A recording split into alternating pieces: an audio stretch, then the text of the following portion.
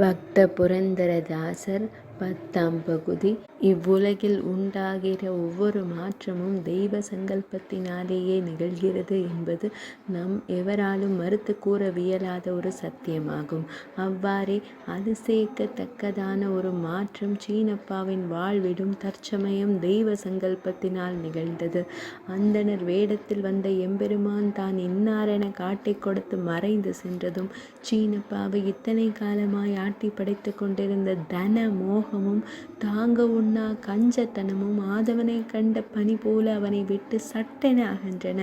இச்சமயம் சீனப்பாவிற்கு கரத்தில் இருந்த இரத்தின மூக்குத்தியும் ஒரு காதருந்த ஊசி போல காட்சியளிக்கவும் அதனை அவன் அலட்சியமாக விட்டெறிந்தான். தன்னை சுற்றிலும் விழிகளை ஓடவிட்டவனுக்கு தான் நின்று கொண்டிருக்கும் வேலைப்பாடுகள் மிகுந்த சொந்த மாளிகையும் அந்நியமாக தோன்றியது. நான் எப்படி இங்கே பொருந்தினேன் என்று தன்னைத்தானே அவன் துக்கத்தோடு கேட்டுக்கொண்டான்.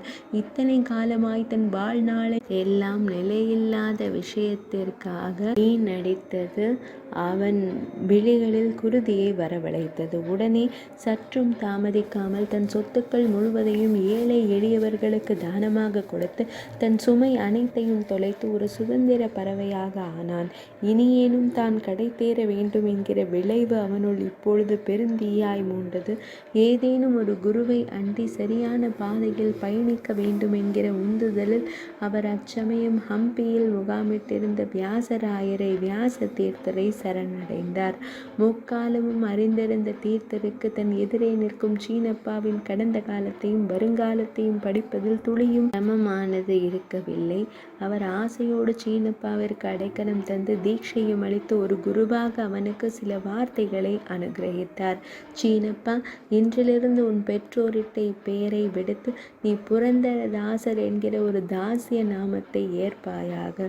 புரந்தரன் என்பது தேவேந்திரனை குறிக்கும். இத்தனை காலமாய் நீ தேவேந்திரனை போல செல்வ வளத்தில் திளைத்து கொண்டிருந்தாய். ஆனால் இன்று அகம் தெளிந்து அந்த ஹரியை அடைய எண்ணி இருக்கிறாய். அதனால் புரந்தரன் போல இருந்த நீ இனி அந்த புண்டரீகாட்சனுக்கு தாசனாக மாறி அவன் புகழை எப்பொழுதும் பாடுவாயாக. உன் பாடல்கள் அனைத்தையும் புரந்தர விட்டலன் என்கிற அங்கித நாமத்துடன் முத்திரை பெயருடன் எனது ஆராதனை தெய்வமாகிய விட்டலனுக்கே அர்ப்பணம் செய்வாயாக. நீ பாடப்போகும் பாடல்கள் ஒவ்வொன்றும் இந்த பூவுலகம் உள்ளவரையில் ஹரிபக்தர்களின் நாவிலும் நெஞ்சிலும் நீங்காது நிலைத்திருக்கும். மனம் குளிர ஆசீர்வதித்து புரந்தரதாசர் என்கிற ஒரு புண்ணிய புருஷருக்கு வித்திட்டார் ஸ்ரீ வியாச தீர்த்தர். 10ஆம் பகுதி இனிதே நிறைவடைந்தது.